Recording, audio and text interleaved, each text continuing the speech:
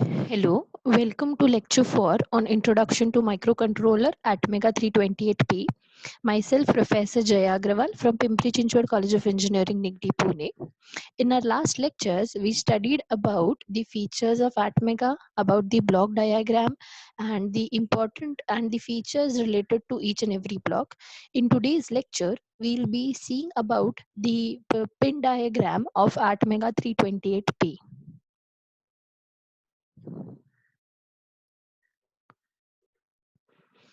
Now, let us first see the pin diagram of a 28 pin at Mega 328P.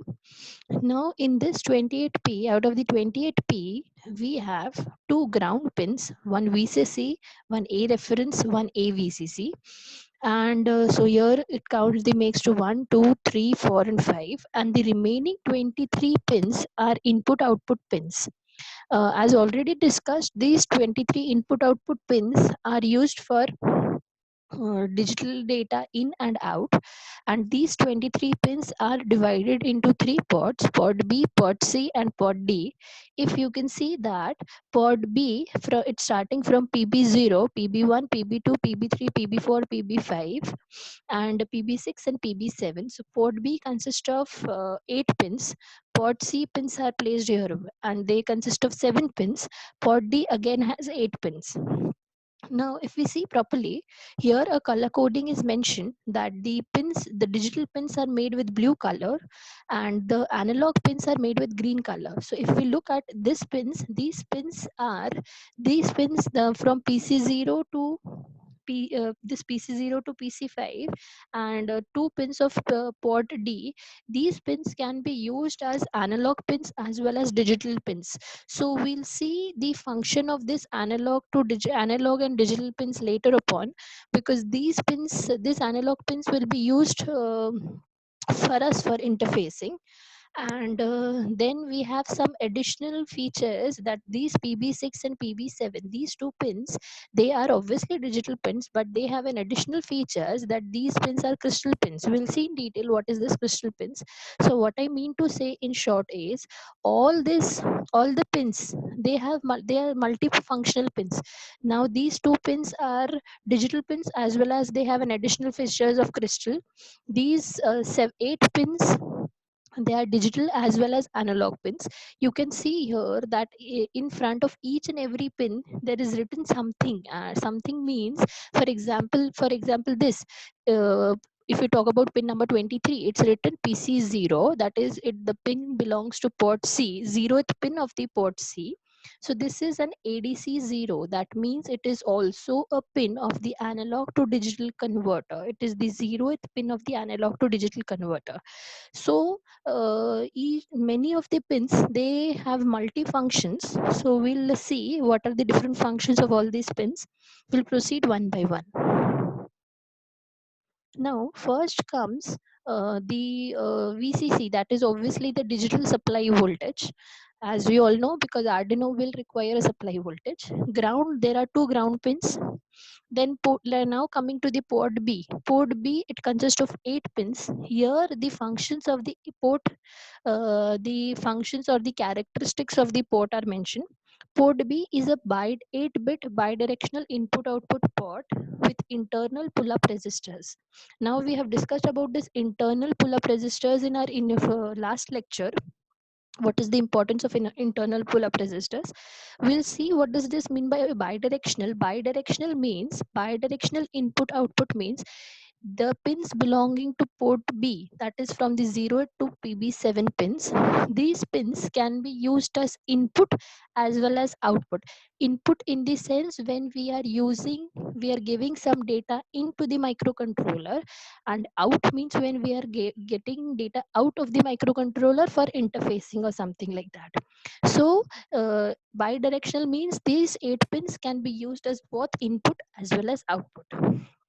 Now comes the second feature, that is the port B output buffers had symmetrical drive characteristic with both high and sink and source capability. Now what is this high sink and source capability? It's mentioned here basically due to the push-pull type of output driver. There are two types of we may say type of operation, that is high sink and source. The high capability means it can support relatively low impedance. Low impedance means if the impedance is low, that means it will be drawing high amount of current for that particular pin. And the second is high low sorry the second is nothing but high amount of impedance, that means low current. So the pin is capable of driving maximum current and minimum current, that will be called as high sink and source capability. If the port, now we know this, if the port pin is low, it is configured as input. That means if in a corresponding the pins we have to make as input, then we have to write a 0. We have already seen that how to configure a pin as input or output using the DDRX registers. And if the pin is high, it is configured as output means. That means if the pin has to be used as output, then we have to write 1. And if reset condition is active, then the port p bins are tri-stated irrespective of the block. We have discussed about this tri-stated condition, that there are three conditions. One is high, low, and another is tri-stated. So all these four are the features of the pins belonging to port b. Now we'll proceed with port. Before proceeding to port C, we had seen here that these two pins, PB6 and PB7, they are obviously digital pins, but along with the digital pins, they have some additional features. We'll see what is the additional feature. The first additional feature is this PB6 and PB7, they are used in the inverting oscillator amplifier. This PB6 can be used as an input to the inverting oscillator amplifier and an input to the internal clock operating circuit. We'll see this part in the timers when we come. And depending upon the clock selection, PB7 can be used as the output, PB6 is used as an input, and PB7 is used as output from the inverting oscillator amplifier. Also, PB6 and PB7 has an additional features that they are used as an input for the asynchronous timer and counter. Okay, now uh, this PB6 and PB7, if we see here, this PB6 and PB7, here it is written about the related to the timers and the counters. It is also XTL1 and XTL2, which indicates that between PB6 and PB7, one crystal oscillator is connected. We'll see in the last slide of this particular lecture what is the importance of this crystal oscillator. For now, we'll just remember that in port B we have 8 pins, and these 8 pins, they have 4 characteristics that we have mentioned. It is bidirectional, they have high source and sink capacity, and the pins, if they are reset, then it goes into the tri-stated condition. And also PB6 and PB7, they can be used as an input to the inverting oscillator. Now coming to port C has 7 pins. It's starting PB, sorry, it should be here, port C 0 to 6. So port C is a 7-bit bidirectional input-output port with internal pull-up resistors. These port C pins, they have similar features as that of your port B. Again, they are bidirectional, having both high and sink source capability. If the port is pin is low, that it is will configured as input. If the pin is high, it is configured as output. And if the reset condition is active, then the pin are tri-stated. So all these 4 features, I'll say it is same for port B pins and port C pins. I'll repeat again, here it should be 0 to 6 because port C consists of 7 pins. Now coming to this important feature of PC6, that is a very important feature PC6. um, the sixth pin of the port C, it is obviously an input output pin, but it is also has an additional feature that it is a reset pin, but it is an active low reset pin. Now what is this active low reset pin is, this pin is used to reset the microcontroller. Now active low pin is, if I want to reset my microcontroller, then what I has to do is, the PC6 pin I have to send a 0. If I send to 0, then what will happen, it is reset active low. So when I send a 0, then the microcontroller will be reset. If I don't want to reset the microcontroller, then I won't sending or sorry, I'll just say that this PC6 pin is basically a active low. Active low means generally we send a 1 to activate some pin, but active that is active high pins. For active low pins, what we have to do is, rather than sending a 1, we have to set a 0, because it has a bar. That is why it is reset bar. Okay, so for this I can say that this PC6 pin is basically used for resetting the microcontroller. Now we come to port D, which has again 8 pins, and all the 4 features of the port D are similar to that of port B and port C. Now coming to the next pin, that is AVCC. This AVCC is nothing but the supply voltage pin for the analog to digital converter. This analog to digital converter is very important, because as we all have discussed earlier, that all the physical sensors and all, their input is their output is analog, and the microcontroller can only understand digital data. So every microcontroller has an analog to digital converter inbuilt in it.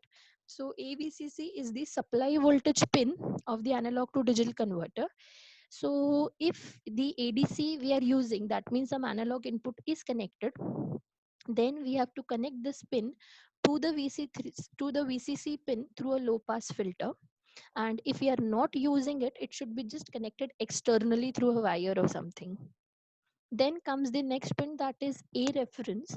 This A reference is nothing but the analog reference pin for the analog to digital converter. Now A reference is the amount of it is the reference value uh, given to the microcontroller to make it understand what will be the highest voltage, that will analog voltage that will be coming in.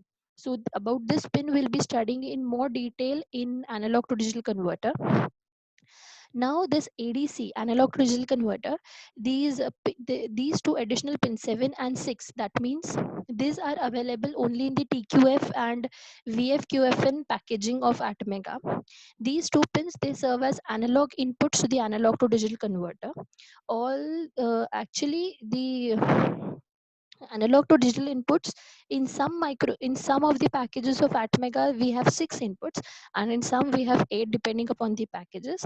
The analog to digital converter, as we all know, it is a 10-bit analog to digital converter. Then, as I was talking in the last previous slide, that this XTL1 and XTL2, these are nothing but the about the crystal oscillator pins, that is PB6 and PB7. So between the PB6 and PB7, a quartz crystal is connected, and these crossed through obviously two capacitors here. These the basically a quartz crystal determines the frequency of operation. So this is a very important feature or of the Atmega. Now, just to sum up, we may say, we'll just come back here, that our 28 pin IC we have seen. In this 28 pin, we have two ground pins, one VCC, which is used at the supply voltage. A reference is the reference voltage used for the analog to digital converter. A VCC is the supply voltage for the analog to digital converter. If we are giving an analog input, or if we are using the ADC, this AVCC and VCC, they have to be connected to a low pass filter. And if we are not using the analog to digital converter, they just have to be connected externally. And the remaining 23 pins, they are digital pins. These 23 digital pins, they are used as input and output, and they have a bidirectional feature that they can be used as input as well as output. When we have to use these pins as input, we'll write a 0, and when we have to use this pins as output, we'll write as 1. Out of these 23 pins, 8 pins they can be used as analog pins as well. That means we can give analog input to this particular at this particular 8 pins. Always remember, microcontroller will not be able to give you analog data out. It will be only able to take analog data in, which will further it will be processed to the analog to digital converter to convert that analog data into digital. And the talking about the additional features of some important pins, this pb6 and pb7, they have two additional features. Obviously, one is the crystal oscillator between which a quartz crystal is connected, which determines the operating frequency of the microcontroller. And these pins also act as an input to the inverting oscillator amplifier. And this one pin of port C, it is a reset pin, but we have to remember it is an active low pin. Active low pin means, again, if we have to reset the microcontroller, then we need to send a 0, not a 1. Thank you so much.